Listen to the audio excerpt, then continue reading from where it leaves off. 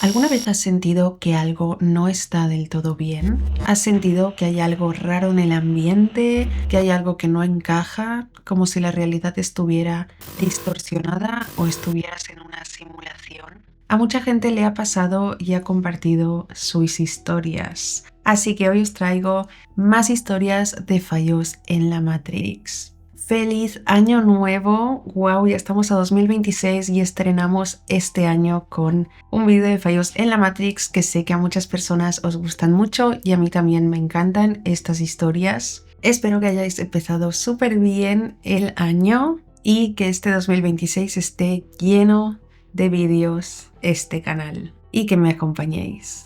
Antes de empezar con estas historias de hoy, os dejo por aquí mis redes sociales. Tengo el canal secundario donde cuento chismes. Tenemos el podcast donde hablamos sobre misterios. Suscríbete a este canal si no lo estás y te gusta este tipo de contenido. Deja un me gusta y empecemos con las historias de hoy.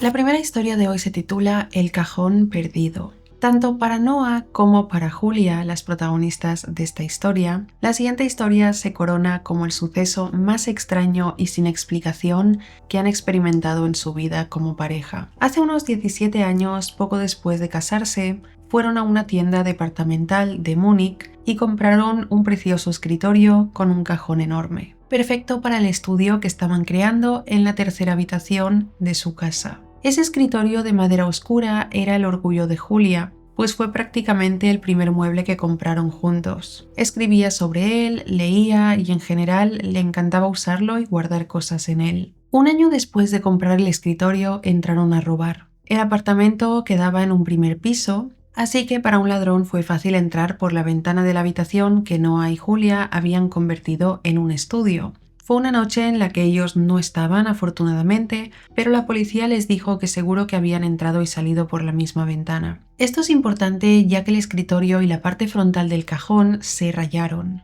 No era una marca muy notable, pero identificaba ese cajón como el de ellos. Siguieron viviendo en ese apartamento durante 1 año y medio antes de mudarse de ciudad. Para facilitar el movimiento del escritorio, Noah le sacó el cajón y siguió con la mudanza. Aunque, eso sí, procuró guardar el cajón junto al escritorio en el camión de mudanza. Cuando llegaron a la casa no tenían mucho espacio y no pudieron instalar el escritorio de inmediato. Lo guardaron en un desván y ahí se mantuvo durante 3 años. Mientras hacían remodelaciones en algunas habitaciones de la casa. Al fin, cuando llegó el momento de instalar el escritorio dentro de la casa, el cajón había desaparecido. Le dieron la vuelta al desván, sacaron cada mueble y cada caja para poder encontrar el cajón del escritorio, pero fue imposible. Y después de 2 días de búsqueda se rindieron. Esto sucedió hace 12 años y en efecto durante 12 años Noah tuvo que escuchar cómo Julia le recriminaba que había perdido el cajón, que seguramente lo había confundido con basura, que era culpa suya y todo eso.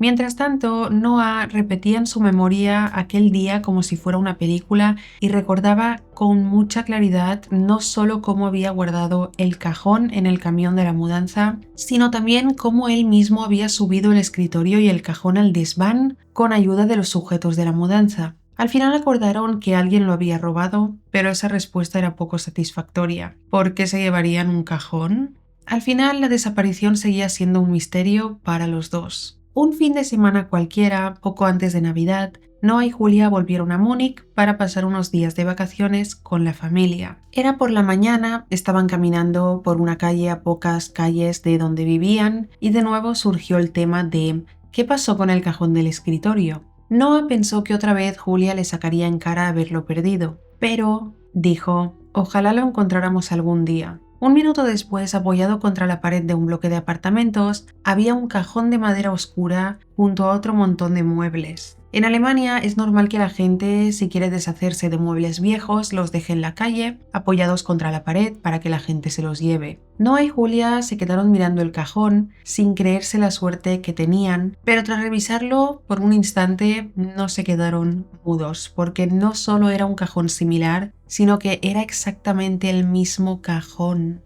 Incluso tenía el arañazo que le hizo el ladrón 16 años atrás. Se quedaron atónitos y obviamente cogieron el cajón y se lo llevaron. Durante todos los días de vacaciones estuvieron especulando si era el mismo cajón o solo una coincidencia. Pero lo analizaron, lo revisaron una y otra vez y aunque estaba ligeramente desgastado, era obvio que era el mismo. Encajó perfectamente en el escritorio que tenían en casa. Para Julia fue como si se le cumpliera un sueño porque dijo ojalá algún día lo encontráramos y justo lo encontraron. En efecto, el cajón del escritorio apareció en la calle a unas calles donde vivían aproximadamente 12 años después de perderlo. Incluso cuando Noah recuerda claramente haberlo guardado en el camión y luego haberlo guardado en el desván. La posibilidad de que Noah tuviera un recuerdo falso tan vívido ya es increíble, pero que además alguien lo tuviera tanto tiempo y decidiera tirarlo a la calle la misma mañana que Noah y Julia pasaban por ahí 12 años después, y que no contentos con eso lo vieran un minuto después de que Julia expresara su deseo de volver a encontrarlo. A mí me parece definitivamente una falla en la realidad. Ahora, durante todo este tiempo Noah ha tenido que soportar comentarios del tipo «¿Ves que sí que habías olvidado el cajón?» por parte de Julia, quien pensó que se lo había dejado en el camión, pero él está seguro de haberlo guardado en el camión de mudanzas y en el desván. No tiene sentido, al menos para Noah, que el cajón apareciera en Múnich tantos años después. Ninguno de los dos tiene idea de cómo, dónde, cuándo ni por qué desapareció, pero después de todos estos años lo han reencontrado. Y se preguntan, ¿puede alguien calcular las posibilidades de que algo así suceda? Porque para Noah y Julia eran nulas, y aún así sucedió. Así termina esta historia, la cual es muy extraña. Evidentemente, la lógica te hace pensar que Noah está convencido de que guardó el cajón en su casa y luego en el desván, pero al final, yo me he mudado 1000 veces y en todas las mudanzas pierdes cosas, quieras o no, las pierdes. ¿Dónde? No lo sé. Mira, la última vez que me estaba mudando fuimos al súper y compramos un montón de ollas para el piso nuevo, ollas y sartenes. Luego compramos escobas y cosas así, productos de limpieza. Teníamos 3 bolsas y hicimos la mudanza alquilando nosotros una furgoneta, tal, poniéndolo todo. Y la bolsa de las ollas y sartenes desapareció por completo. Revisamos la casa antigua, ahí no estaba. Revisamos la furgoneta, ahí no estaba, y la casa nueva ahí no estaba, o sea, desapareció por completo. Desapareció, simplemente desapareció. Es como que se perdió, pero es que desapareció.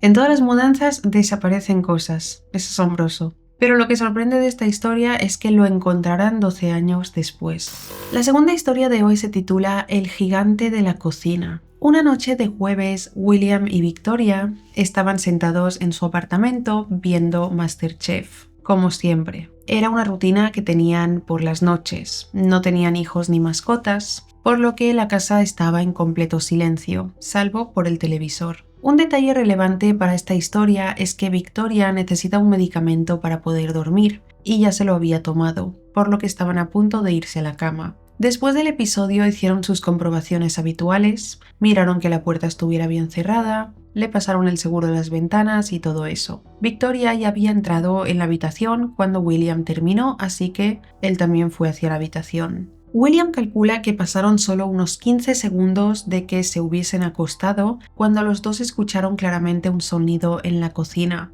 Fue un chasquido fuerte que hizo vibrar los cristales de la ventana y que ambos escucharon incluso cuando la puerta de la habitación estaba cerrada. Ambos se miraron a las caras aterrorizados y se abrazaron mutuamente. William no reaccionó de inmediato porque en verdad no estaba entendiendo la situación. Recuerda con claridad que sonaba como si algo con mucho peso estuviera caminando por la cocina. Al fin, William saltó de la cama al sentir que el intruso salía de la cocina. Le pasó el seguro a la puerta e intentó hacer una barricada con objetos mientras Victoria llamaba a la policía para decirles que un intruso había entrado en su casa. Luego esperaron, mientras oían a esa cosa caminando por la casa. Después de 2 o 3 minutos simplemente se detuvo frente a la puerta. Al otro lado estaba William armado con un bate de béisbol. Pasaron los minutos y la operadora les preguntaba qué pasaba, asegurándoles que una patrulla iba en camino, pero no se oía nada.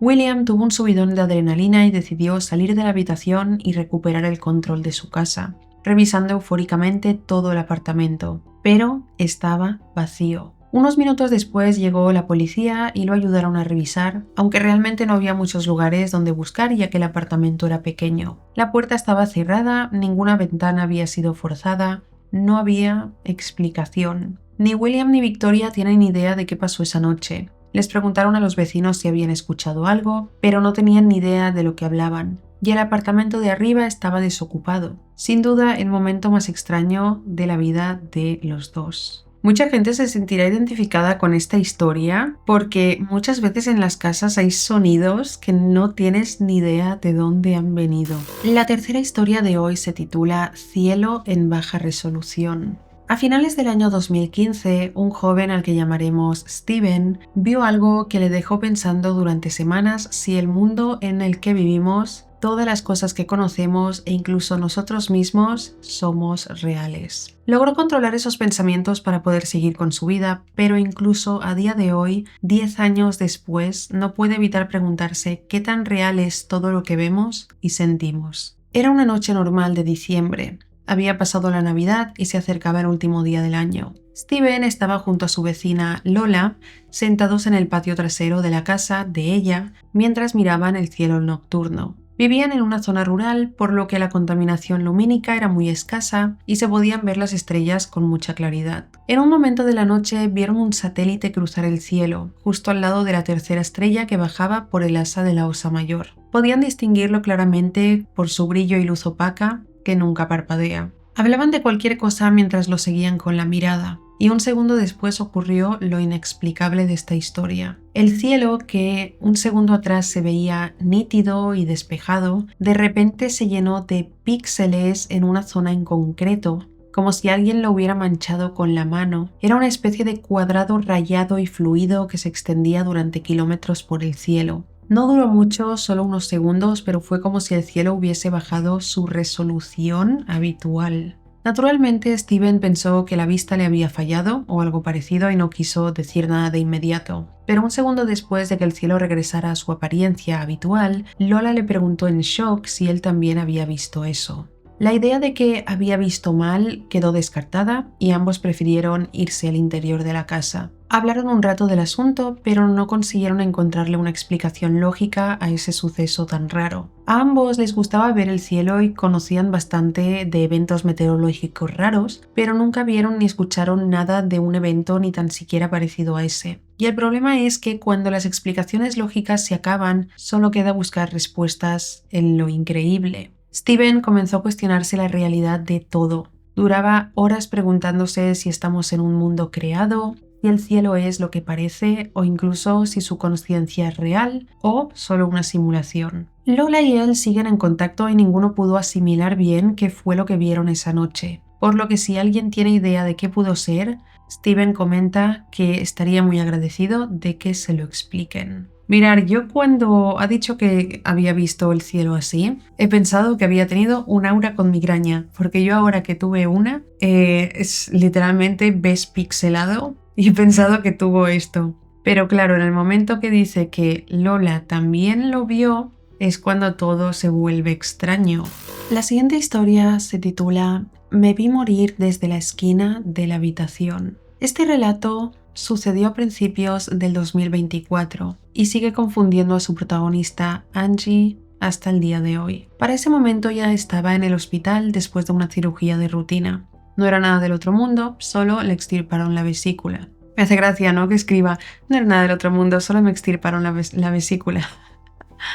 Cuando yo haría un gran drama. Los doctores le aseguraron que el dolor que estuvo sintiendo en los últimos días era normal y que esa intervención era muy común. Se suponía que todo iría bien y así fue, aunque no sin dar primero un giro bastante raro y aterrador. Angie se despertó en la sala de recuperación sintiéndose bastante bien, sin sueño y sin dolor. Sus padres y su novio pasaron a ver cómo estaba, charlaron un rato y salieron de la sala porque no podían estar ahí. Todo bastante cotidiano. Pasó una hora y su familia no pudo volver a entrar, pero ella estaba bien. Tenía su teléfono en la mano y la sala no estaba vacía. Había otros pacientes y enfermeras pasando, así que todo era relativamente tranquilo. Hasta que unas 2 horas después de haber terminado su cirugía y sin motivo alguno, Angie comenzó a sentir mucho frío, mareos y como si el corazón se le saliera del pecho. Le dolía la parte baja del abdomen y desesperada le gritó a la enfermera que algo iba mal. Eso es lo último que Angie vio, estando dentro de su cuerpo. Lo siguiente que ella recuerda es ver todo como si estuviera de pie en un rincón de la habitación. Angie se observó a sí misma tumbada en la cama, pálida, como si le hubieran sacado toda la sangre del cuerpo, mientras un doctor junto a un montón de enfermeras entraban a toda prisa. Una le hacía compresiones torácicas y el doctor pidió un carro de paro. Angie, parada en la esquina, pensó «me estoy muriendo», pero aunque recuerda haberlo dicho con fuerza, no sintió pánico. De hecho, solo tardó un segundo en darse cuenta de que se sentía extrañamente tranquila, como si estuviera desconectada de esa realidad o como si esa chica muriendo sobre la camilla no fuera ella realmente, sino su caparazón que se había quedado vacío. Mientras tanto, Angie podía escuchar al doctor dando órdenes, gritar su nombre e incluso sintió un cosquilleo en el pecho cuando le dieron una descarga para poder reanimar su corazón. Pero Angie, o más bien su conciencia, simplemente observaba con tranquilidad, como si viera una película aburrida. Fue en ese momento de indiferencia que se distrajo de lo que sucedía en la camilla y miró su cuerpo. Bajó la vista hacia sus brazos y se dio cuenta de que no tenía brazos, ni piernas, ni torso, como si una luz se hubiese encendido en su cabeza. Entendió que solo era una consciencia flotante. Aquello era como si estuviera en un sueño, solo que más vívido que cualquier otra cosa que haya experimentado. Y aunque resulta increíble, luego se volvió aún más extraño. Angie describe que sintió una atracción, y no como si alguien la estuviera agarrando, sino como si la gravedad empezara a actuar, pero en otra dirección. Era como si la estuvieran succionando hacia arriba o hacia algún lugar, aunque ella claramente no sabe a dónde, o probablemente no podría estar aquí para contar la historia si la hubieran succionado hacia otro lugar. Un instante antes de ceder ante el impulso de dejarse llevar, escuchó una voz en su cabeza, completamente tranquila, que decía «todavía no». Lo siguiente que Angie supo fue que se despertó sobresaltada, con una máscara puesta, jadeando como si hubiera estado bajo el agua durante todo ese tiempo. La paz y la tranquilidad que sintió en ese sueño desaparecieron y comenzó a sentirse desesperada porque pensó que se iba a morir. Le dolía muchísimo el pecho por las compresiones y el abdomen también le estaba doliendo muchísimo. Miró alrededor y ya no estaba en la sala de recuperación, sino en cuidados intensivos. Resulta que estuvo casi 2 minutos sin actividad. El corazón se le paró por completo, pero de alguna manera recuperó la consciencia. Ella no le contó a nadie lo que vio, al menos al principio, y sabe que hay una explicación clínica para lo que vio, pero pide que antes de que le dé a alguien una charla médica de lo que le pasa al cerebro cuando no tiene oxígeno, dice: «me sentí más viva durante esos 2 minutos que nunca en mi vida». Fuese lo que fuese ese momento, sabe que no fue un sueño. Debe aclarar antes de que se lo digan que ella no era una católica practicante ni tenía ninguna religión antes de ese incidente. Sus padres jamás le impusieron una religión y de hecho se consideraba agnóstica porque por un lado no terminaba de creer en la existencia de un dios, pero al mismo tiempo no se sentía en la posición de poder negar la existencia de algo que supuestamente es infinito e incomprensible. Lo que quiere dar a entender con esto es que sus ideas religiosas no tuvieron nada que ver con lo que vivió esa tarde. Es curioso que hay muchas historias así.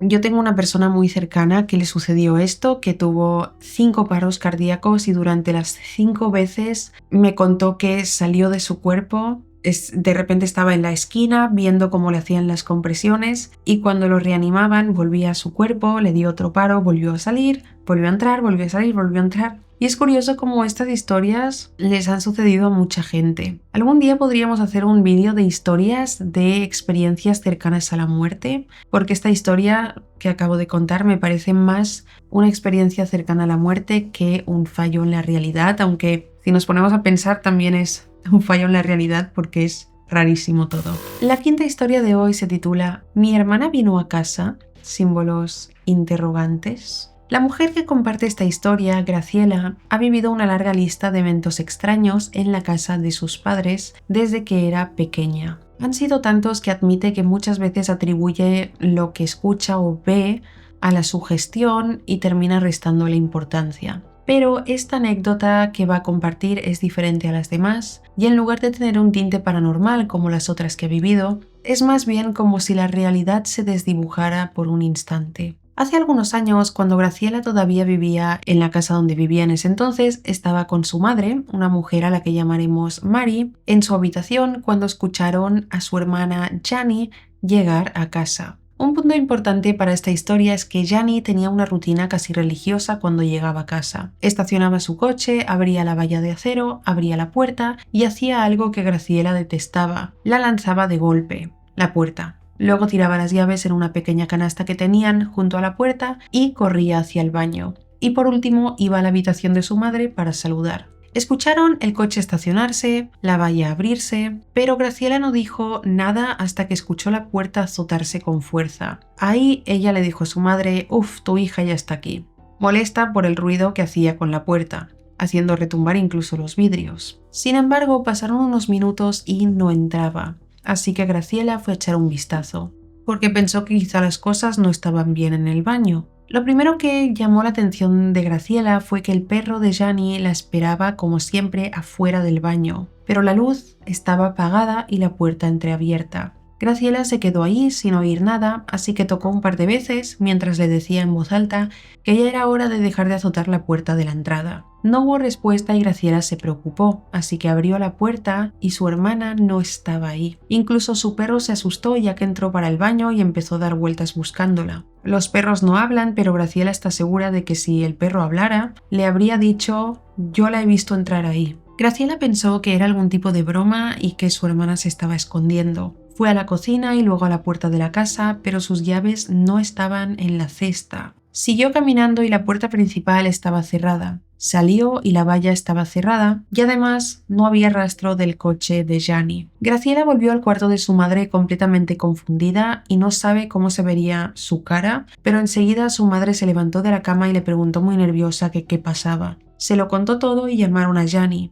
Ella dijo que estaba en el trabajo todavía y lo demostró, ya que le hicieron una videollamada porque pensaron que estaba bromeando. Si la historia terminara aquí, ambas hubiesen atribuido todo esto a una confusión. Quizá los vecinos habían hecho sonidos fuertes y ellas malinterpretaron la situación, pero el caso es que algo parecido pasó hace unas semanas, poco antes de que Graciela publicara esta historia. Jani ahora tiene una hija de casi 3 años. Todos estaban de visita en casa. Jani y su hija estaban en la habitación de Mari, la madre, y la escucharon llegar. La hija de Jani incluso dijo «Abuela», y esperaron que Mari entrara en la habitación en cualquier momento. Pero pasaron los minutos y no entró. Jani salió a buscarla, pero no la encontró y luego de llamarla descubrió que Mari estaba en el centro comercial. Sin duda la casa de Mari, donde Jani y Graciela crecieron, dice que es el foco de muchos eventos extraños e inexplicables, aunque sin duda los más extraños y sin explicación han sido estos dos. Me da todas las vibras esta historia de fallos en la Matrix, pero también de doppelganger, por el comportamiento del perro sobre todo, que da toda la sensación de como si el perro hubiera visto a Jani llegar a la casa y entrar al baño. El comportamiento del perro era su comportamiento habitual cuando ella llegaba. Así que me da muchas vibras de historia de doppelganger y os anuncio que estoy preparando un vídeo de historias de doppelgangers.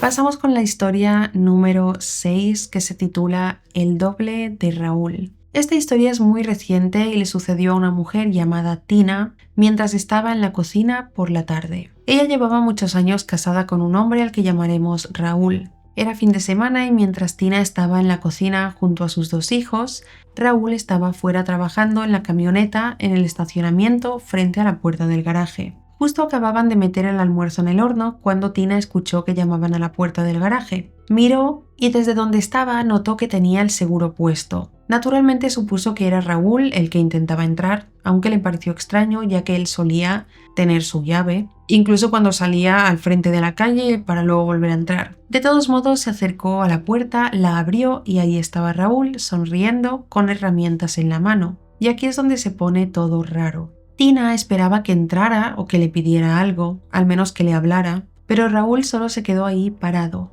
Ella todavía estaba cocinando con los niños y estaba supervisándolos, por lo que le devolvió la sonrisa y le preguntó si iba a entrar. Pero de nuevo Raúl no contestó y pasaron algunos segundos que esta vez sí se sintieron para ella muy tensos. Pensando que aquello era una broma muy rara de su marido, Tina le cerró la puerta en la cara y volvió a la cocina. Ella está completamente segura de que no pasaron ni 10 segundos desde que cerró la puerta cuando Raúl salió del baño que daba hacia la sala de la casa. Era imposible que hubiese estado enfrente de la puerta del garaje y que 10 segundos después diera la vuelta a la casa y entrara y saliera del baño. Pero Tina simplemente entró en negación. Se acercó a él preguntándole qué demonios había sido eso y por qué se le quedó mirando en la puerta. Y Raúl, por supuesto, no tenía ni idea de lo que Tina estaba hablando. Enfadada, Tina comenzó a explicarle todo lo que había pasado, exigiéndole que le dijera cómo lo había hecho. Pero Raúl juró por sus hijos que nunca tocó la puerta del garaje,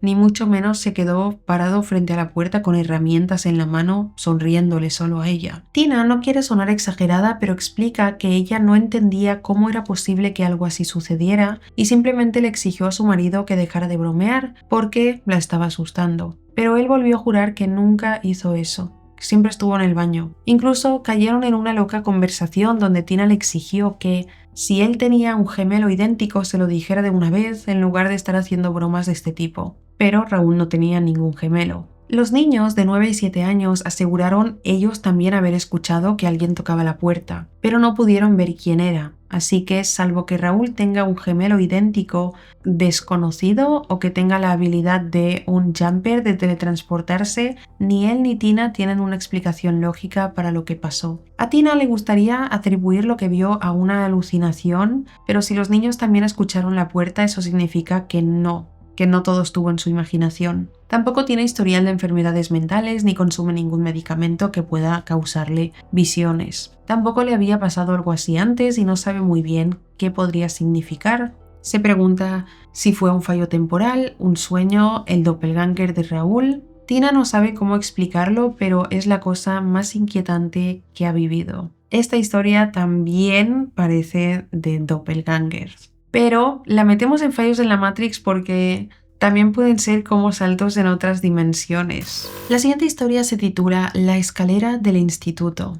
El protagonista de esta historia, Jimmy, tiene 22 años a día de hoy y aunque ya han pasado 5 años de este suceso, se le ha quedado grabado en la memoria como uno de los sucesos más locos y sin sentido de toda su vida. No estaba borracho ni soñando. Estuvo completamente consciente durante todo el evento, y aunque solo tenía 17 años ya era bastante maduro como para saber que algo raro estaba pasando y que nada de lo que estaba viendo era solo un sueño. Jimmy había ido a visitar la casa de su tía junto a su madre, Beatriz. Su tía vivía en un edificio de apartamentos del gobierno, de 6 pisos de alto y con paredes y escaleras de concreto muy antiguas. Su apartamento estaba en el 3er piso y como no había ascensor tenían que subir y bajar por las escaleras. En un momento de la visita, Jimmy decidió bajar a ver a unos cachorros que estaban en adopción, ya que estaba planeando adoptar a uno pronto. Después de verlos, cuando comenzó a subir de nuevo por las escaleras, Jimmy recuerda pasar piso tras piso, pero nada le parecía familiar. Un sentimiento de vértigo lo invadió, como si estuviera a punto de caerse, y se tuvo que sujetar de la baranda para mirar bien a su alrededor. En las escaleras no había marcas ni números de piso, ni siquiera puertas de apartamentos. Él había visitado muchas veces a su tía y conocía bien las escaleras y las paredes de ese edificio, pero de repente se dio cuenta de que nada era igual. Pensó que había disociado y que quizás se había pasado del 3er piso, que habían remodelado las escaleras para darles otro aspecto, e incluso pensó que se había confundido de edificio. Pero en lugar de volver para abajo, un impulso extraño lo llevó a terminar de subir las escaleras. Al llegar al último escalón, todo cambió. En lugar del piso y las puertas habituales del edificio, vio lo que parecía el pasillo de una escuela americana típica de las películas. Jimmy cuenta que vive en una reserva indígena y las escuelas ahí no tienen ese tipo de casilleros. Sin embargo, ahí estaba él parado frente a un pasillo lleno de taquillas, como si lo hubiesen transportado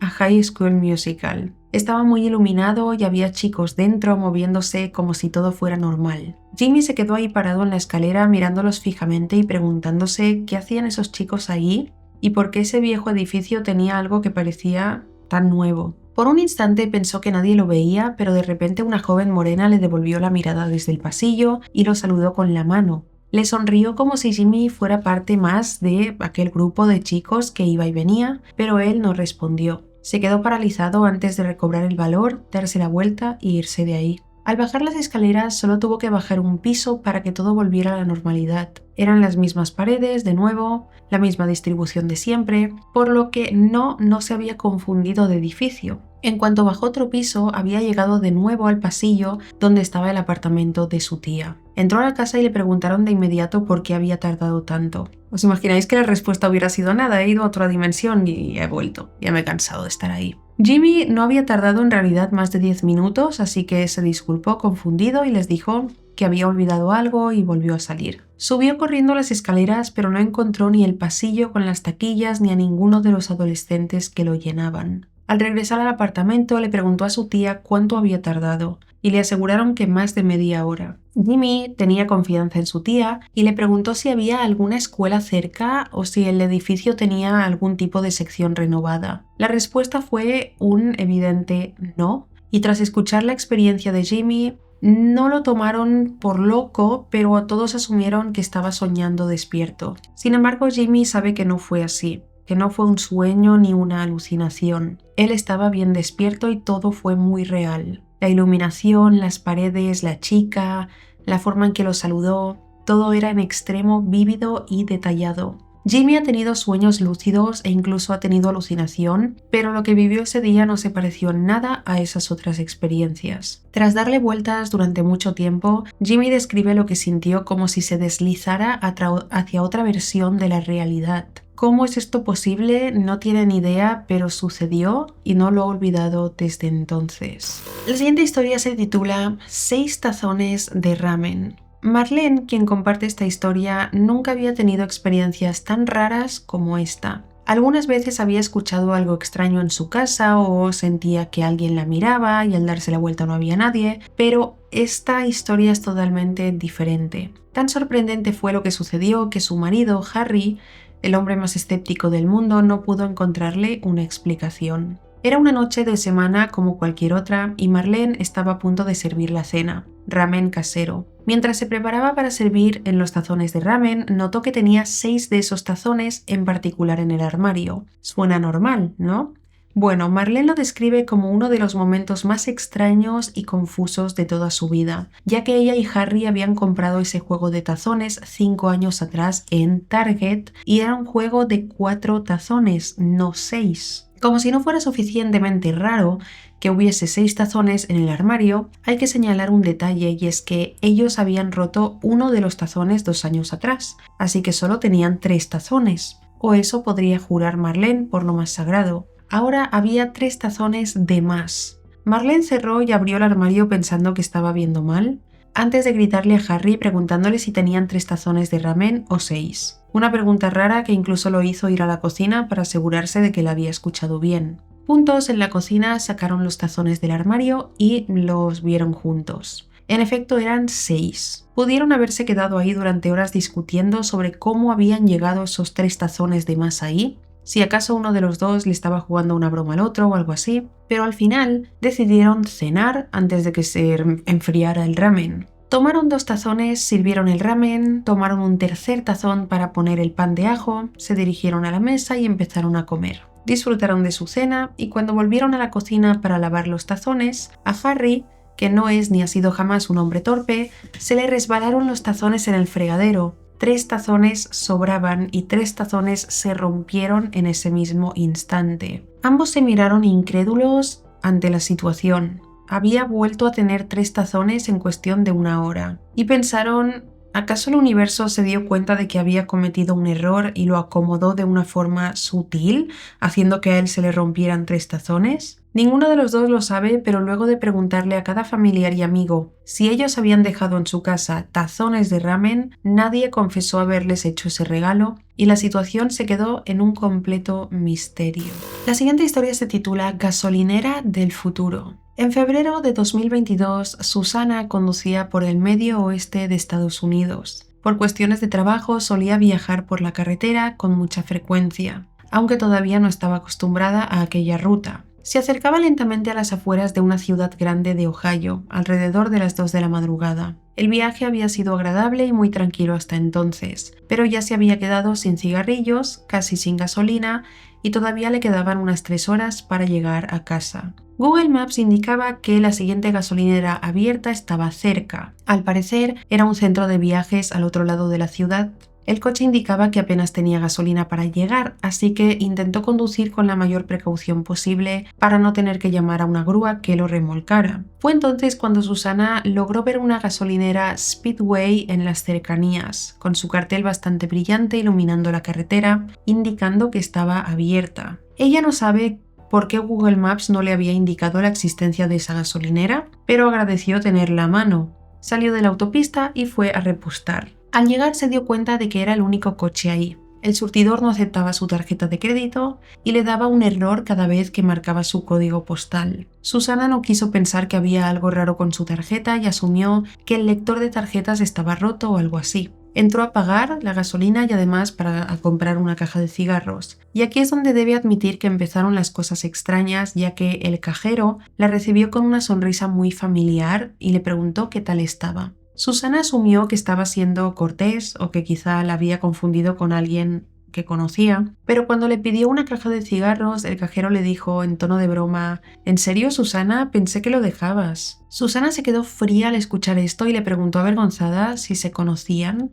El cajero solo le sonrió diciéndole que era muy graciosa. Susana estaba agotada y asumió automáticamente que solo era una coincidencia o que tal vez ese cajero ya la había atendido varias veces pero ella no podía recordarlo. Pero ¿cómo podría ser eso posible si era la primera vez que ella recorría esa carretera? A decir verdad, en ese momento no le importaba. Su agotamiento la estaba haciendo ignorar la mayoría de banderas rojas. Además, ella es una mujer joven y luce un poco menor de lo que realmente es, por lo que está acostumbrada a recibir muchos comentarios y bromas sobre que debería dejar de fumar y cosas así. En fin, el sujeto le cobró, pero su tarjeta de crédito volvió a ser rechazada. Intercambiaron unos comentarios sobre ir a quejarse al banco, ella pagó en efectivo y siguió su camino. Cuando ya estaba en el coche pensó en lo raro que había sido todo. Ese cajero, la tarjeta de crédito, eran cosas extrañas que parecían ir de la mano, pero al final dedujo que el cajero la había atendido en otros lugares y le había tomado confianza y que la tarjeta se bloqueó por intentar demasiadas veces pasarla afuera de la tienda cuando antes de entrar lo había intentado. Susana tuvo que recorrer esa misma ruta 2 o 3 veces más en 2022 y una vez se quedó sin gasolina casi en el mismo sitio. Al instante recordó ese Speedway que la había salvado la última vez y durante más o menos 3 kilómetros estuvo mirando hacia el horizonte esperando encontrarse con ese letrero enorme, pero al acercarse a la salida, esa vez de día, no vio señales de la gasolinera. Asumió que se equivocó, que esa noche confundió la salida y la gasolinera estaba más adelante, o que quizá ya se la había pasado. Sin embargo, tuvo un sentimiento extraño como si no dejaran de pasar cosas raras alrededor de esa gasolinera. Susana terminó mudándose a esa ciudad de Ohio en 2023 y de vez en cuando pasa por esa misma salida donde estaba ese Speedway, pero solo hay un terreno vacío. Ella jura que esa noche había una gasolinera. En la primavera del 2024, unos 4 meses antes de subir esta historia, empezaron obras en ese mismo lugar. Para el momento que Susana compartió su relato, la obra estaba casi lista. Acababan de construir una gasolinera que aún no han inaugurado, pero que es exactamente como ese Speedway que visitó una noche años atrás. Susana es una mujer bastante lúcida y coherente, pero en una situación tan extraña no puede evitar preguntarse si de alguna manera se desvió al futuro. Si viajó a un futuro donde esa gasolinera Speedway ya había abierto y donde ella curiosamente es un cliente habitual. Ella cree que le rechazaron su tarjeta porque se mudó y el código postal de su dirección de facturación sería diferente en el futuro, es decir, ahora que escribe esta historia. También puede ser que le hubieran cancelado su tarjeta en el futuro, aunque no está en sus planes dejar de pagar la tarjeta de crédito. Actualmente está dejando de fumar, lo que tendría sentido con la historia, pero la prueba de fuego, lo que demostrará finalmente si todo fue una coincidencia extraña o no, será ver al cajero que vio esa misma noche atenderla un día cualquiera en el futuro. Eso para ella será la prueba definitiva de si lo que vivió esa noche fue real o una simple serie de coincidencias y confusiones causadas por el cansancio. La siguiente historia se titula Mi muerte no fue un sueño. Durante varias décadas a Francisco, el protagonista de esta historia, lo ha perturbado el mismo recuerdo de su juventud, un suceso que lo incomoda a día de hoy y al que no ha conseguido encontrarle ninguna explicación. Sucedió en los años 90, cuando él tenía 15 años. En ese entonces era un adolescente inquieto y en el intento de saltar unas vías de tren con su bicicleta, terminó cayendo al otro lado de las vías y se rompió la pierna. Fue un accidente doloroso, pero por suerte no estaba solo y sus amigos lo llevaron al hospital. Después de uno de los peores regaños de su vida por ser imprudente, le pusieron un yeso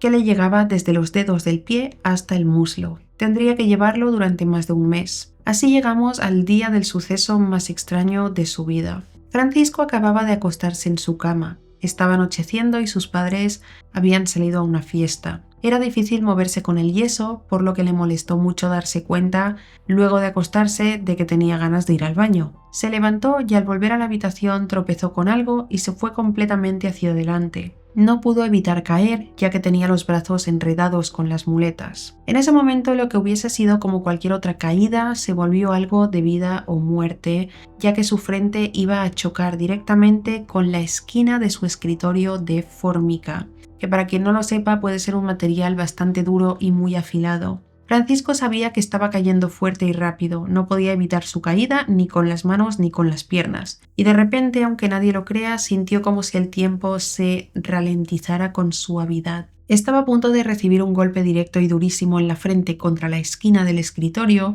y era muy probable que si ese golpe lo dejaba inconsciente o incapacitado, no lo encontraran hasta la mañana siguiente. Se preparó para el impacto sabiendo que sería malo, y justo antes de que su cabeza impactara contra la esquina, Francisco vio un destello de luz azul brillante y al abrir los ojos se encontraba en su cama, bajo las sábanas, con la pierna apoyada en unas almohadas. No estaba herido, se tocó la frente y estaba intacta, y aún tenía ganas de ir al baño. Estaba seguro de que no estaba durmiendo ni se acababa de despertar. Ese momento fue muy desorientador y extremadamente confuso, pero Francisco insiste en que no estaba aturdido ni somnoliento. Tenía la mente muy despejada. Por eso le costó conciliar el sueño después de eso, mientras intentaba asimilar lo sucedido. Sin embargo, después de un largo rato lo abordó un sentimiento de calma y mucha paz al saber que aún estaba a salvo con vida. Días después, Francisco hizo una actualización aclarando algunas dudas evidentes que la gente dejó en comentarios. Dijo que no había consumido drogas ni alcohol, que no está loco ni es estúpido, y de haber consumido una o diferentes drogas habría atribuido su alucinación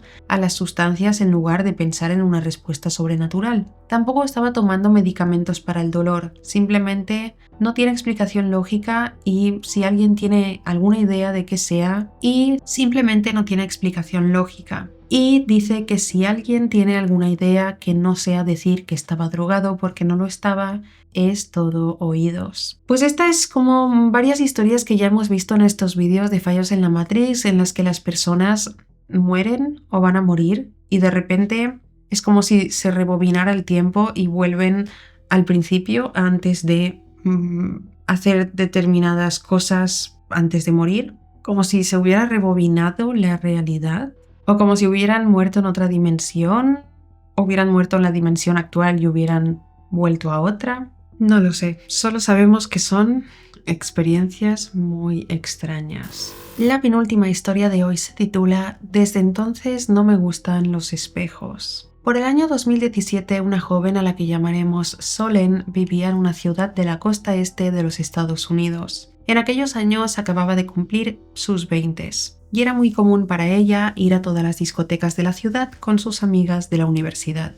Todos los fines de semana iban a un lugar distinto y se lo pasaban muy bien. Además, y este es un detalle importante, todas en el grupo se sentían seguras porque tenían la regla de cuidarse mutuamente y estar alerta ante la llegada de cualquier hombre en una actitud que no solo fuera de coqueteo. Sin embargo, una noche hubo un suceso en extremo extraño y aterrador del que sus amigas no pudieron cuidarla. Tal fue el impacto de este momento en su vida que arreglarse frente al espejo por las mañanas se convirtió en una tarea difícil de realizar. Sucedió en el baño de una discoteca tarde por la madrugada. Eran eso de las 3 de la mañana y aunque había tomado un par de copas, Solen se sentía sobria y en sus 5 sentidos. Entró en el baño con una de sus amigas a la que llamaremos Denise, y mientras ella entraba a uno de los cubículos, Solen se quedó en el espejo retocándose el maquillaje. Era un espejo grande y largo que iba desde la puerta hasta el fondo, donde estaba el último lavamanos. Un breve parpadeo de las luces fue el único detalle relevante que Solen notó cuando ya estaban dentro del baño. Miró alrededor a ver si alguien había apagado y encendido las luces, pero no había nadie salvo ella y Denise, que seguía en el cubículo. Denise hasta entonces no había dejado de hablar sobre lo caros que eran los cócteles ahí, y Solen iba a responderle algo, pero no pudo. Se quedó de repente como muda y su atención se dirigió por completo a su propio reflejo. Su reflejo tenía el gesto desencajado, como si estuviera realmente asustada, pero Solen no tenía la cara así mientras se miraba al espejo. Ella estaba tranquila, y la mueca que tenía su reflejo no se correspondía con la suya. Se le aceleró el corazón y cuando levantó la mano y su reflejo no la siguió, fue como si le clavaran un cuchillo de hielo en la espalda. Todo su cuerpo se congeló y sintió que se le iba el aliento. Creo que esto tiene que ser algo extremadamente aterrador. O sea, mirarte en el espejo y que tu reflejo no se corresponda a lo que estás haciendo tú. No me lo podría creer. Solen retrocedió nerviosa hasta que sintió que su espalda golpeaba con la pared de uno de los cubículos. Y fue entonces cuando su reflejo salió corriendo del baño, tal cual como si en lugar de su reflejo estuviera viendo a una persona a través de una ventana o un televisor. Y en efecto hubo un segundo o dos en el que Solen no tuvo reflejo. Un breve parpadeo y su reflejo volvió a donde estaba, en la misma posición y con la misma cara de horror que ahora ella tenía. Solen no lo soportó más y salió corriendo del baño dejando a Denise sola. No paró de correr hasta que llegó a la mesa donde estaban sus demás amigas y el novio de una de ellas, convencida de que la habían drogado o algo así. Sin embargo, habían tenido cuidado de que algo tan horrible no pasara. Denise llegó unos minutos después preguntándole qué le había pasado. Lo único de lo que ella se dio cuenta era que Solen se había ido corriendo del baño, pero no notó nada en los espejos, ni tampoco se dio cuenta de ningún parpadeo de luces o algo similar.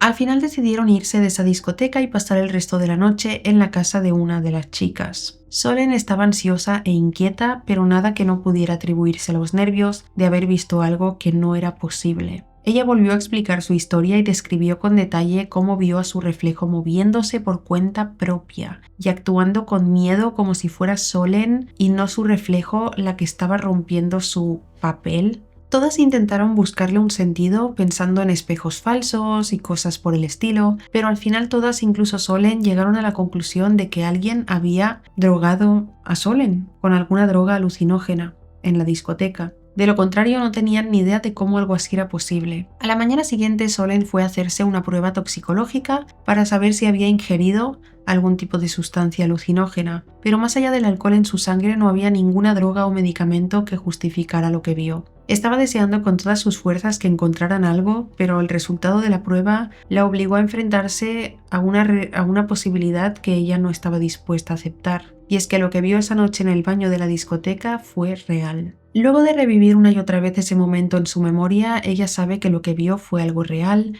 y no una alucinación, aunque la lógica y el sentido común le digan todo lo contrario. Solen ahora siente un rechazo enorme por los espejos y le aterra la idea de quedarse sola en el baño mirando su reflejo durante demasiado tiempo. Cuando entra a un baño público lo hace acompañada y los espejos que antes estaban en su habitación y en su casa los vendió y regaló, quedándose solo con pequeños espejos de mano que siempre mantiene cerrados o boca abajo. Teme que algún día su reflejo vuelva a actuar de manera extraña y que se salga de su lugar como aquella noche. Explicaciones ninguna que ella conozca y yo tampoco le encuentro ninguna explicación. Y la última historia de hoy se titula Chicos de la cancha. Esta historia sucede a mediados de los 2000, cuando Javier, su protagonista, tenía solo 12 años. Era verano en el Medio Oeste y sus padres lo enviaron a casa de sus abuelos durante un par de semanas mientras hacían reformas en su casa. Pasar tiempo con ellos le parecía divertido, pero a ratos, mientras su abuela cocinaba y su abuelo trabajaba en el taller, él se aburría. Pasaron un par de días antes de que él les pidiera permiso para salir a jugar a la cancha de básquet del conjunto residencial. Cuando le dijeron que sí, cogió una pelota que había llevado desde su casa y caminó 2 calles hasta llegar a una cancha techada rodeada por un muro de, él calcula, unos 2 metros de alto. Todo estaba completamente en silencio. Pasó por la puerta enrejada y se dio cuenta de que adentro no había nadie. Javier no era un chico extremadamente sociable, así que no le molestaba tener el lugar para él solo. En retrospectiva, pensó que era raro que en pleno verano en el medio oeste no hubiese varios chicos dando vueltas y jugando por las calles, pero asumió que era porque en ese conjunto residencial vivían muchas personas mayores y sus hijos seguramente ya se habían independizado. Javier empezó a botar la pelota y a hacer canastas en el fondo de la cancha, de espaldas a la puerta. No está seguro de si estuvo así 5 o 10 minutos, pero de repente sintió un temblor raro en las manos cuando escuchó el sonido de una pelota detrás de él, y luego risas. Se dio la vuelta y al otro lado de la cancha, a unos 15 metros, estaban unos chicos de su edad o un poco mayores jugando y riendo. ¿Cuándo habían llegado? Javier se les quedó mirando unos segundos. Eran 4 en total, no hablaban entre ellos, estaban concentrados en el 2 contra 2 que estaban jugando, y una parte de Javier más infantil se dijo que se acercara a ellos, saludara y pidiera jugar también, pero otra parte de él más lógica seguía preguntándose cómo habían entrado a la cancha sin que él se diera cuenta, si todo estaba en completo silencio. Estos chicos estaban sudando como si llevaran un buen rato jugando. Después de casi un minuto mirándolos y de que ellos al parecer no notaran su presencia, Javier intentó acercarse a ellos. Y aquí fue cuando todo terminó de ponerse raro. Como si de repente le hubiesen puesto grilletes en los tobillos, Javier no pudo dar más pasos hacia ellos. Estaban solo a 10 metros, pero parecía estar más lejos que antes. Y cuando al fin Javier se atrevió a decirles algo, la voz no le salió. Sin embargo, uno de ellos se dio la vuelta a mirarlo y de pronto los 4 chicos de la cancha se desvanecieron en el aire como si fuesen un espejismo. Javier lo recuerda como cuando en los dibujos animados un personaje que estaba en el desierto veía un oasis, pero este se desvanecía. Así fue con estos 4 chicos, solo que más rápido y abrupto, y mucho menos gracioso. Él estaba aterrado ante lo que acababa de ver y las piernas le temblaban. Tardó varios segundos en tener fuerza para salir corriendo de la cancha con la pelota de básquet bajo su brazo. Cuando llegó a casa de sus abuelos les contó conmocionado lo que había pasado a su abuela, que seguía en la cocina. Ella no entendió lo que estaba diciendo y cuando él al fin logró calmarse y explicarle la situación mejor, ella le restó importancia, asegurándole que probablemente había sufrido un golpe de calor por jugar tanto rato bajo el sol. Al parecer, la abuela había olvidado por completo que la cancha de básquet del conjunto residencial había sido techada recientemente, pero esa explicación hizo que Javier entendiera que contarle lo que había visto a sus abuelos era un despropósito. Durante años mantuvo este suceso en secreto intentando buscarle una explicación coherente. Era un niño de 12 años bastante normal, sin historial de enfermedades mentales y sin una imaginación más activa de la de cualquier otro niño. Sabe que no lo soñó porque estaba bien despierto a esa hora del mediodía y además un golpe de calor hubiese podido justificarlo de no ser porque estaba bajo una sombra. A Javier no le gusta pensar que eran algunas clase de fantasmas porque la presencia de esos chicos, los botes de su pelota y el sonido de sus zapatillas en el suelo fue muy real. En cambio, ha optado por pensar que tal vez, aunque fuese por un minuto, presenció una imagen que estaba en otra dimensión, en algún otro plano de la realidad. Esos chicos estaban jugando en la cancha de básquet antes que él y Javier pudo verlos. ¿Quién sabe? Quizás el chico que le devolvió la mirada ahora cuenta la historia de cómo un chico fantasma, Javier, los miraba desde el otro lado de la cancha de básquet antes de desaparecer misteriosamente. Y aquí terminan estas extrañas historias de hoy. Dejad en comentarios qué opináis de cada una, si os han pasado cosas similares. Podéis explicarlas en comentarios o podéis enviármelas a mi correo con el asunto fallos en la Matrix o fallo en la realidad, porque también cuento vuestras historias de fallos en la Matrix en algunos vídeos. Si os ha gustado este vídeo y parecido interesante, no olvidéis dejar un me gusta, suscríbete a este canal si no lo estás, activa la campanita de notificaciones. Todas las semanas subo un caso real y un vídeo de historias de Reddit. Y sin nada más que decir, gracias por ver mi vídeo y nos vemos en el próximo. ¡Chao!